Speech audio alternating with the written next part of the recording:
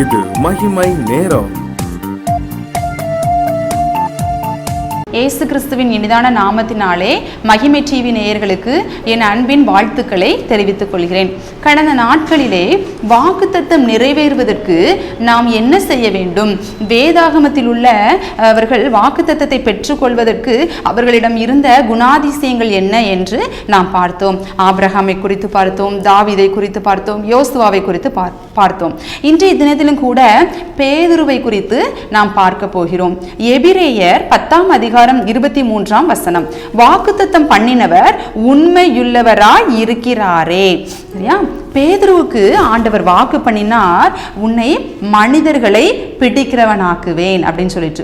ஒரு மீன் பிடிக்கிற தொழிலை செய்து கொண்டிருந்த பேதுருவை ஒரு ஊழியக்காரனாக ஆண்டவர் மாற்றினார். அநேக ஜனங்கள் ரட்சிக்கப்படுவதற்கு ஒரு பாத்திரமாக அவரை பேதுருவை மாற்றினார். அப்ப இந்த வாக்குத்தத்தம் நிறைவேறுவதற்கு பேதுருவிடம் என்ன குணாதிசயம் இருந்தது அப்படின்னு சொல்லிட்டு நாம் பார்க்க போகிறோம்.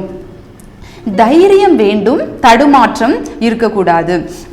ஒரு கப்பல்ல இந்த சீஷர்கள்லாம் போயிட்டு இருக்கும் போது அதுல பேதுருவும் இருக்கிறாரு.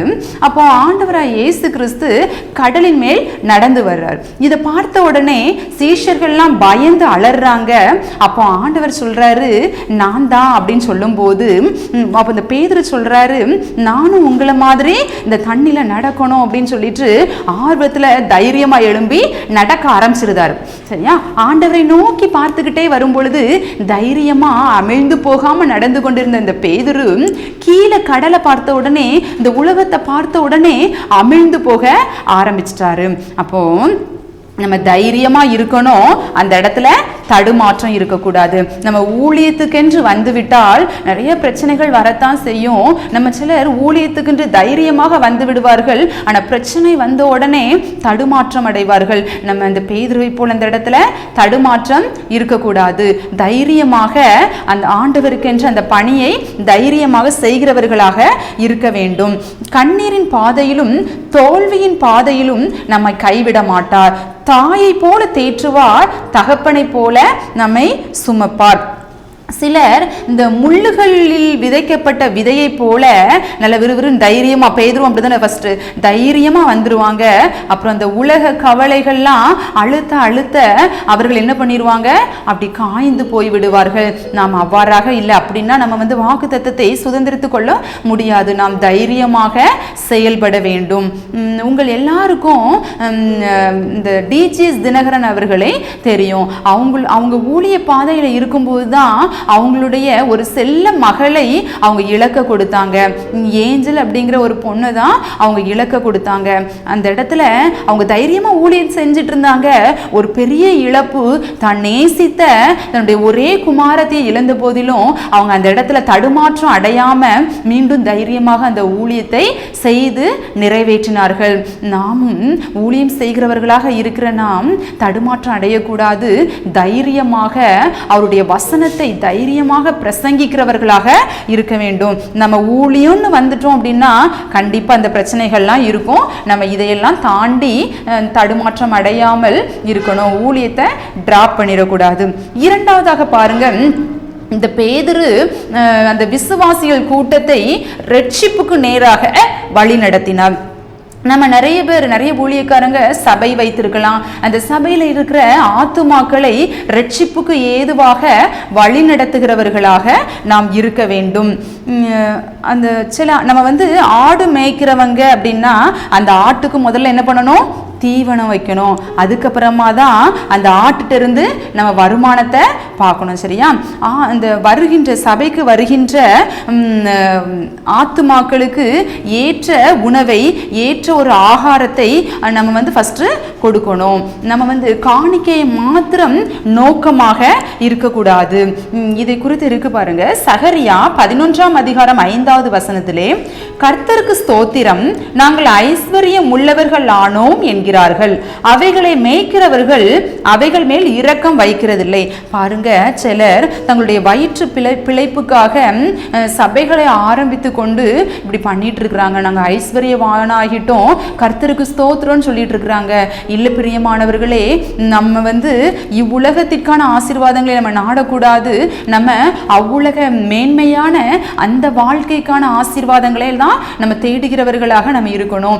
நம்ம கிட்ட இருக்கிற அந்த ஆத்துமாக்கள் ரட்சிப்புக்கு ஏதுவாக நடக்கிறார்களா, யாராவது வழி விலகி போகிற மாதிரி இருக்கிறாங்களா அப்படின்னு சொல்லிட்டு அதுல ரொம்ப கேர்ஃபுல்லா இருக்கணும். இந்த பேதுரு தைரியமா பிரசங்கம் பண்ணும்போது 3000 பேர் 5000 பேர்னு சொல்லிட்டு ஜனங்கள் கூட்டம் கூட்டமாக ரட்சிக்கப்பட்டாங்களாம். சபைகளிலே ரட்சிக்கப்பட்டவர்கள் அனுதினமும் சேர்த்து கொண்டப்பட்டார்களாம்.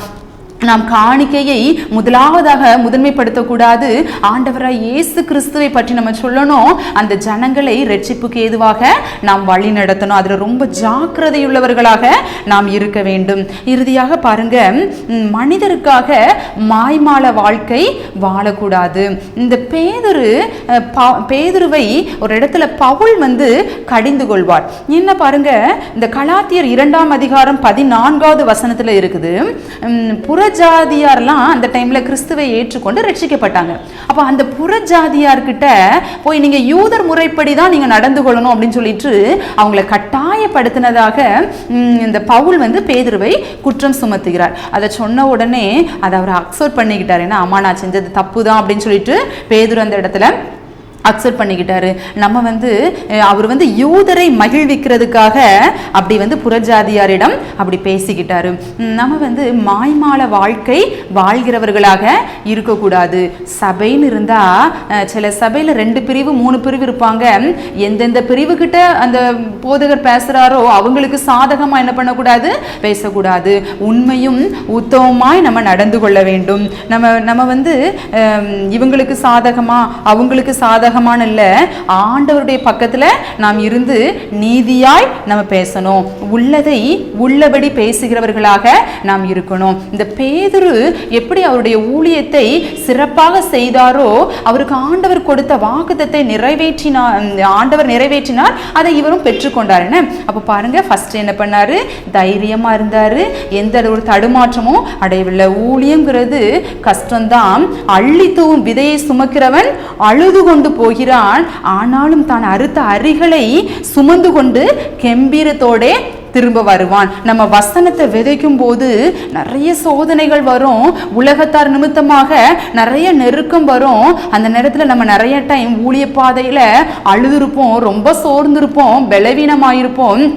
அந்த கஷ்டங்களெல்லாம் தாங்கி கொண்டு நம்ம செய்துட்டோம் அப்படின்னா பரலோகத்தில் ஆண்டவரை நம்ம சந்திக்கும் போது ஆத்துமாக்களை நம்ம அள்ளிட்டு ஆண்டவர்கிட்ட போய் கொடுக்கும்போது அவ்வளோ ஹாப்பியாக இருப்போம். நம்ம கம்பீரமாக போவோம். நான் ஆண்டவருக்காக இவ்வளோ சாதிச்சிருக்கேன்னு சொல்லிட்டு நம்ம கம்பீரமாக போகலாம். அதனால் நீங்கள் உங்கள் வாக்குத்தத்தம் நிறைவேறுவதற்கு பேதுருவை போல எப்படி இருக்கணும், தைரியமாக இருக்கணும். நான் அநேக ஜனங்களை ரட்சிப்புக்கு ஏதுவாக வழி நடத்துகிறவர்களாக இருக்கணும். மாய்மாலம் செய்யக்கூடாது.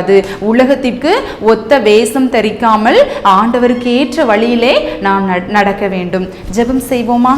அன்புள்ள ஏசப்பா, இந்த அருமையான வேலைக்காக உமக்கு நன்றி ஏசப்பா.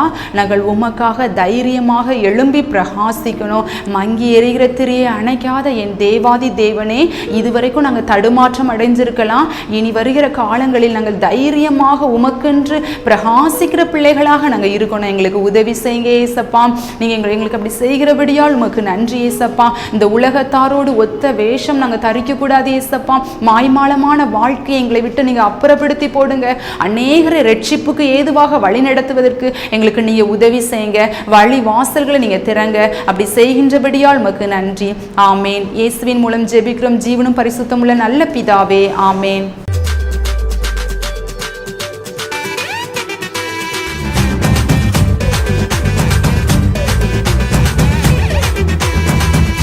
மகிமை மகிமை